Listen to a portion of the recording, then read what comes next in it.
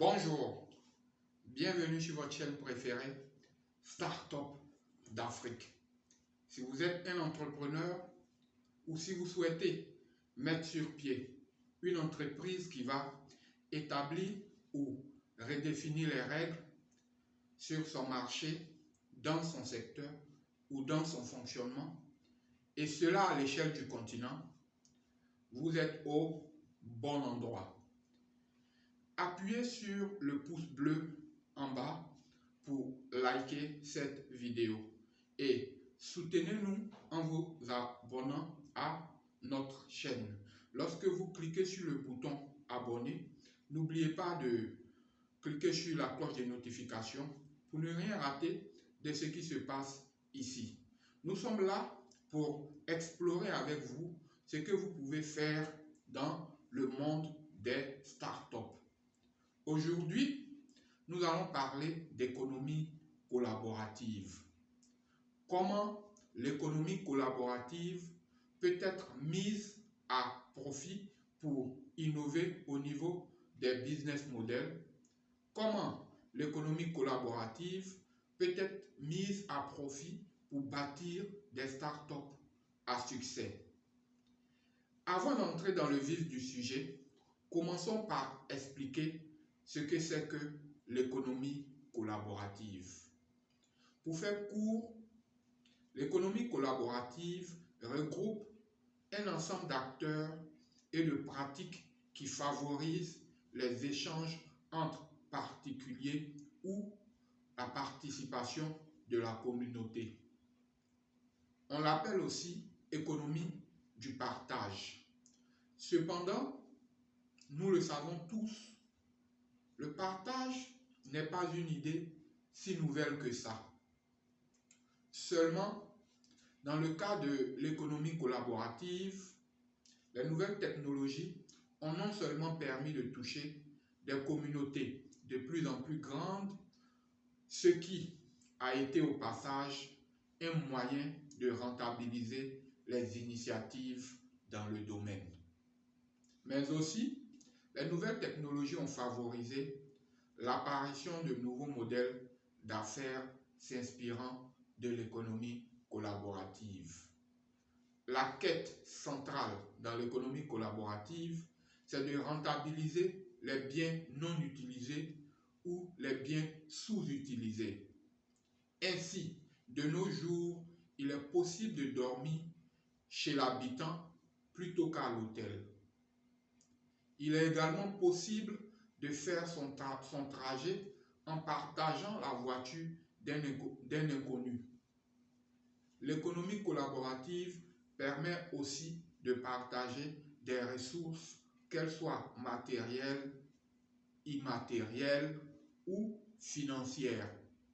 On peut participer au financement d'un créateur d'entreprise par du financement participatif, ou si cela vous parle mieux, par le crowdfunding.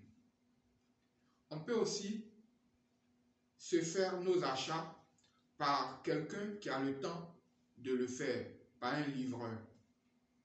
Cela dit, l'économie collaborative s'attaque aujourd'hui à tous les secteurs d'activité.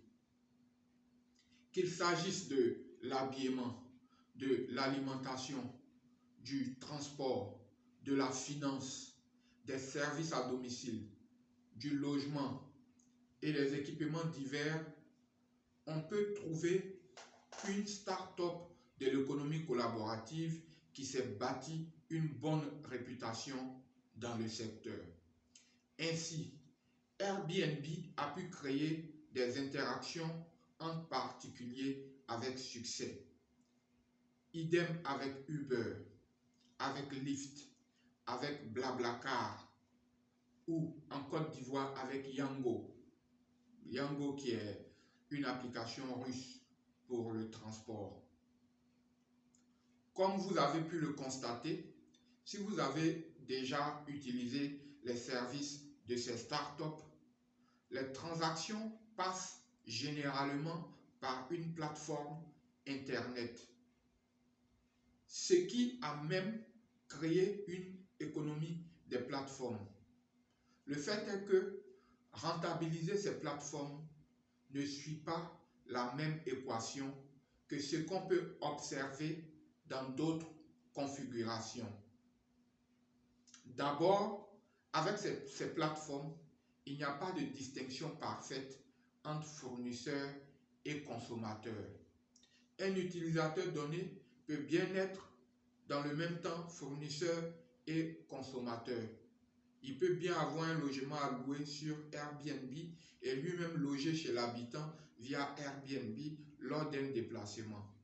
Par ailleurs, contrairement à ce qui se passe dans d'autres modèles où l'entreprise doit chercher à gagner uniquement plus de clients pour vendre ses produits ou ses services, les plateformes doivent à la fois rechercher des vendeurs et des acheteurs.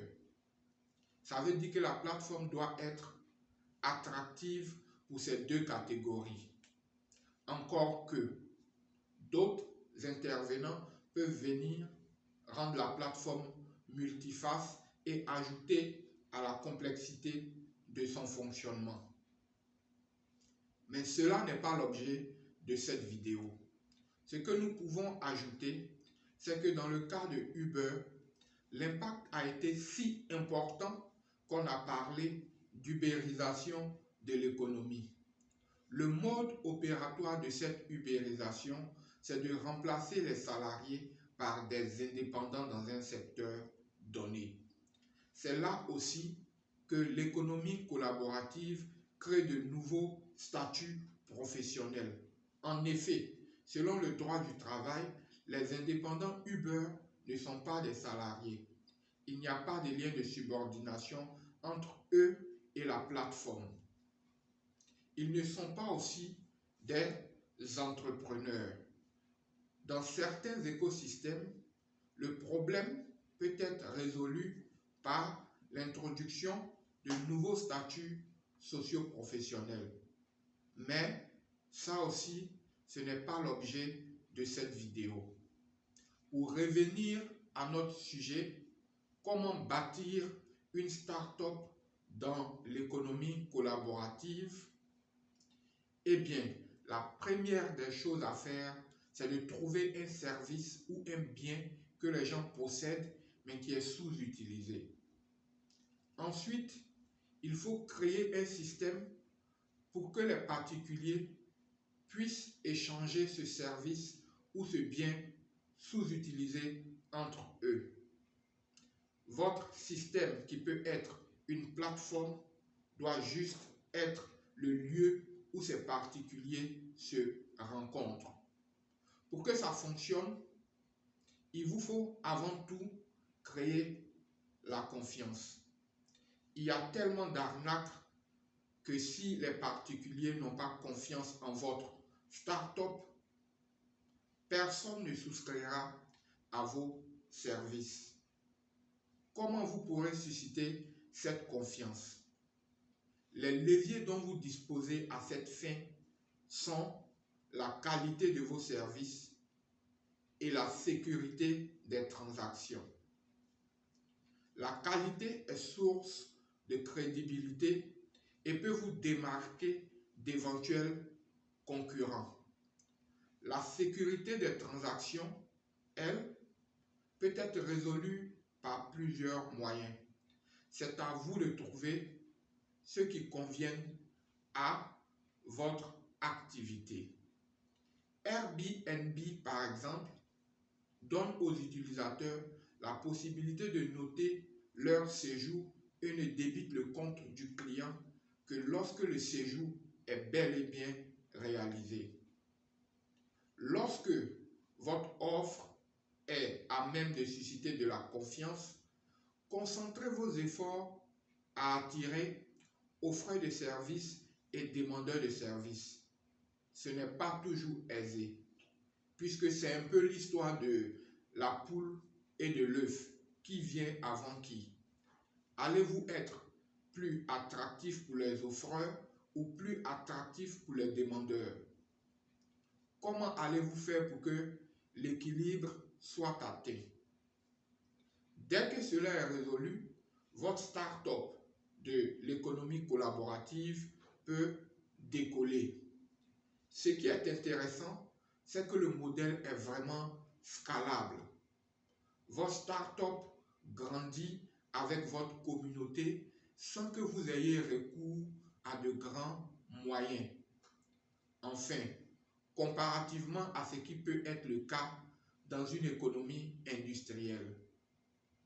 La dernière chose que je vous conseillerais, lorsque votre système tourne bien en mode économie collaborative, c'est de rester dans votre rôle d'intermédiaire et de laisser les particuliers échanger biens et services entre eux, bien sûr sous votre contrôle. Il faut que les transactions se réalisent dans la sécurité.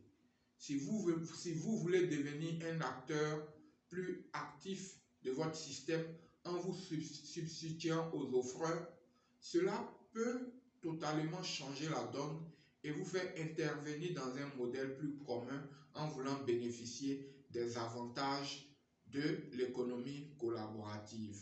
Certains parmi vous connaissent certainement l'histoire de la société de voitures de transport avec chauffeur Africab, œuvrant dans le même domaine qu'Uber. Africab a été créé en Côte d'Ivoire, mais contrairement à Uber, Africab était propriétaire de ses taxis VIP. Évidemment, le modèle était différent et Africab n'a pas tenu sur le marché. Voilà, je serai ravi de lire vos commentaires si cette vidéo vous a plu. Partagez-la autour de vous et ensemble, relevons le défi de la vulgarisation d'un état d'esprit de créateur d'entreprise à très fort potentiel. On se dit à la prochaine.